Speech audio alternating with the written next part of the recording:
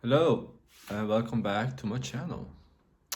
Yes, today I would like to talk about are coworkers your friends? It's a good question. And I think it's a really simple answer to that. And that is no, they're not your friends. But you can maybe have a good distance, a good working relationship. Uh, but again, it's hard here to keep a good working relationship for many reasons. One of the reasons being jealousy. Yes. For example, let's say you come from the States, from the UK, Ireland, one of the native speakers country. Okay, now first of all, I'm talking about the teaching industry. Yeah, not the acting. Acting, you're your own person, your own man. It's completely different. But when it comes to teaching, you gotta work very close to people and uphold a good class. With the kids and your coworkers, balance all that. So one of the first things that actually comes into play is jealousy. Uh, in the sense of they find out how much money you make. That's the number one thing that will trigger them to not like you. Uh, because you might get, let's say 25, let's say somewhere between 25 35,000 for a full-time job, yeah, in a school for a native. I gotta talk about native and non-natives in another video, but for now, yeah. So you get that salary, and they get like 5 6,000 maybe, 5 6 7, somewhere around there, yeah. And they live, uh, you know, with other people, with coworkers. Sometimes they live with in bunk beds. They don't have their own place. Sometimes they do, but many times not. And sometimes they also know sometimes you might get an apartment um, with the job. You get a package deal, like maybe a flight ticket reimbursed. You get good salary, and you get an apartment for yourself. So that's a big one. That's a big one. To be sorry, I get some messages. But yeah, that's a big trigger for them to actually don't like you. So what can you do about it? Well, you can say like, oh yeah, I get a bigger salary, but I have to leave my family from thousands of miles abroad, away from home, and yeah, families back home. Can you bring them? There's a pension. There's like so many things. Another culture, how to adapt, all that stuff. Yeah. You can try to minimize, or justify your salary. Um, yeah, that's one thing. Another thing is about coworkers. If they start to dislike you, they can backstab. Like, so, this is a universal thing, yeah, like backstabbing.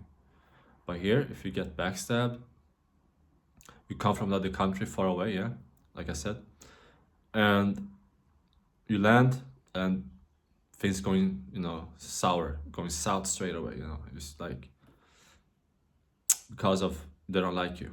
You have a teacher assistant or a Chinese teacher, depends on the role in the classroom, yeah.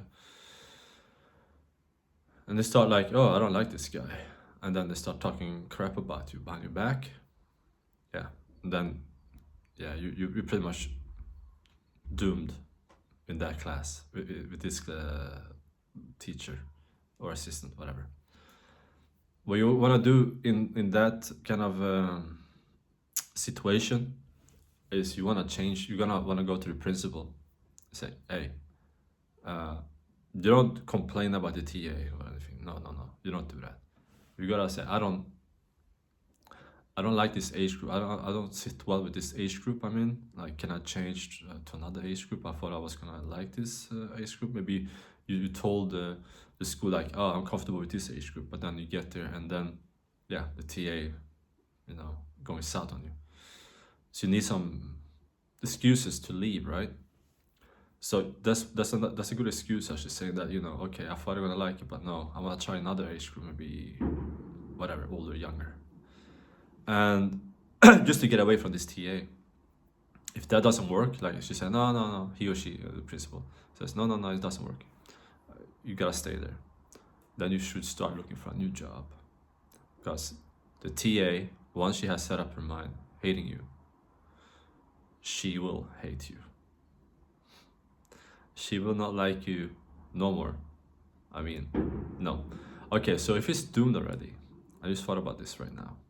She's doomed already. You can go and tell on her, yes. If you want to leave the school, you can say stuff she does, whatever, yeah.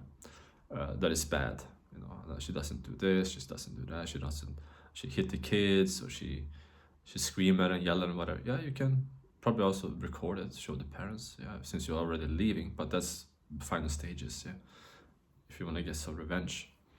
But the best thing is just to leave quietly, get your salary out. And another thing about salary, this is some of the topic there, touching a little bit, that get your salary no later on the 10th following month. Don't accept on the 15th or anything like that, 20th. No, latest the 10th.